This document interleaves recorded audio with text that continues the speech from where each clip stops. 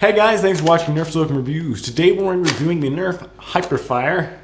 The Elite Hyperfire, that is. Not the old one. This is not good. This is good. Anyways, just been doing a quick review on this guy. This gun, first of all, comes with a 25 round drum mag, which is pretty nice. Got a lot of ammo here. It does have a sling adapter on the front right here, and one on the sight. There's also two on the back of the stock, so you have multiple different ways to attach a sling on this thing, which is pretty nice because it is a heavier gun. You could use it as a secondary possibly. It also has just one railing on the top here. I would expect that this gun would come with like a barrel adapter, but it does not. Sadly, it does not. It's just a straight little barrel there. I kind of wish it did. That way you could put some nice cool barrels on there. It doesn't come with any other railings in this top one either, so it's just that one. You could put a sight on there, maybe an ammo attachment. Really, that's all though.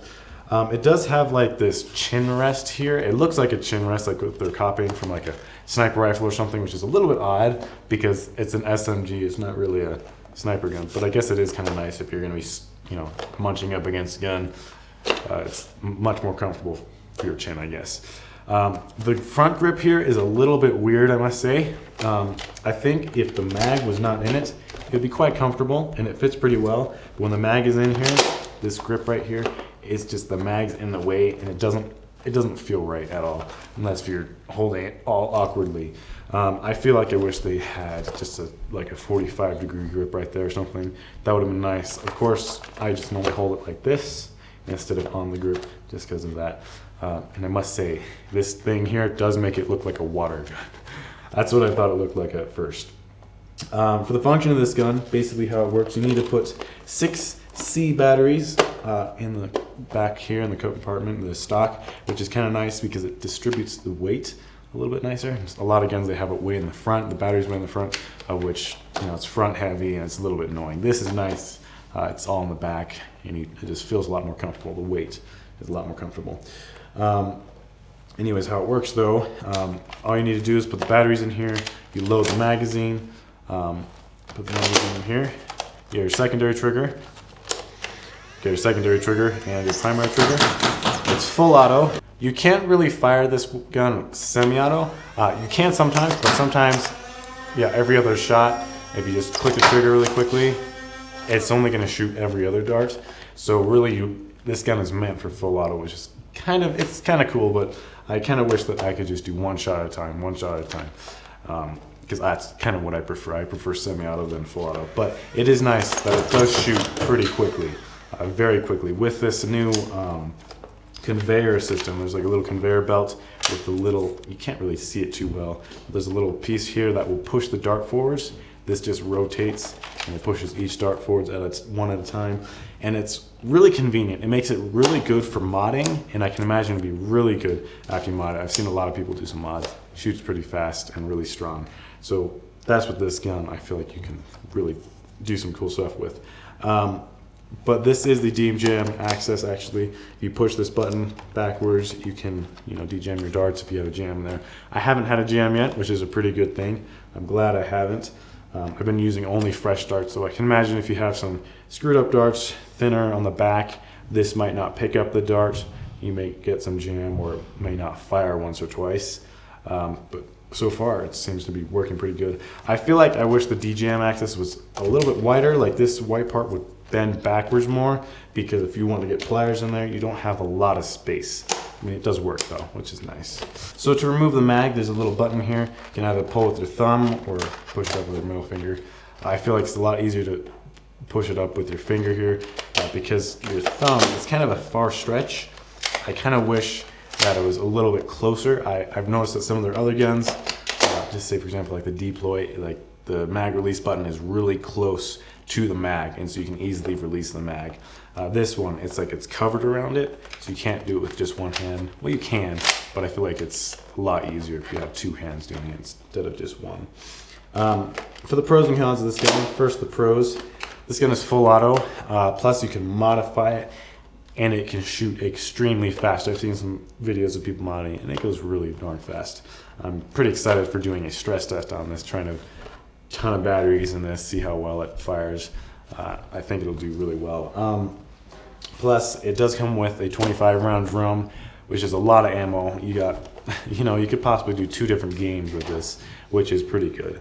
Ranging actually is okay. It's kind of stock. It's kind of a con. It's not a con, but it's not as great as you may hope. But in the cons though, the ranging actually is not the best. It's pretty good, but compared to some Redmond guns, it's not the best. I can imagine if you mod it though, it'd be great.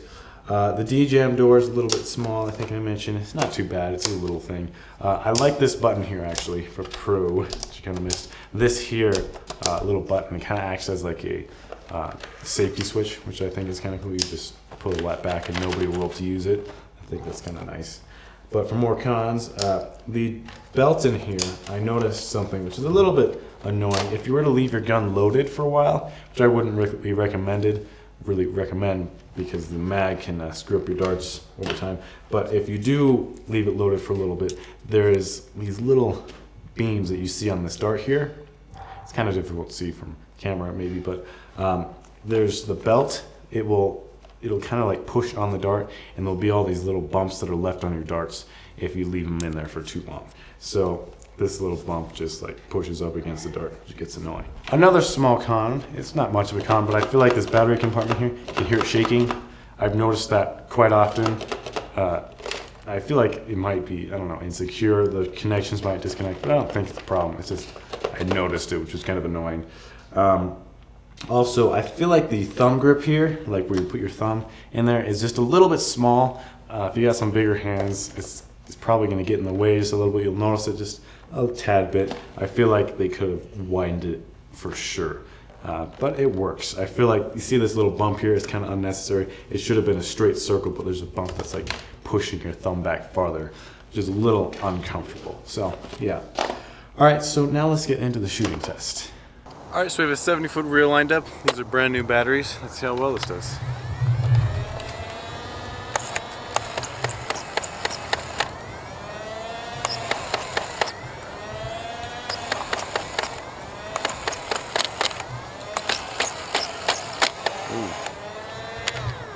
It's pretty good. Let's see how that is. All right, so for the ranges of this gun, the darts landed from 23 all the way to 48 feet. Most of them landed, though, around 29 feet. It was all right. It did pretty good. However, ranges aren't as good as I had hoped. I'm saying the effective range will probably be around 23 feet, so it's not that great. However, it shoots really fast, and there's a lot of darts. It's an expensive gun, so I don't know if I would really get it myself if I wasn't going to mod it. It's not all that amazing because it is very expensive. It's very pricey for what you get. But if you're going to mod this gun, if you really like modding guns and you think you can tune this up, I definitely recommend getting it because you can do some really cool mods to this thing. But otherwise, just stock, I don't know if I would recommend it completely because it is pretty expensive. But it is a pretty fun gun. So yeah, thanks for watching Nerf Socom Reviews, and I'll see you guys next time.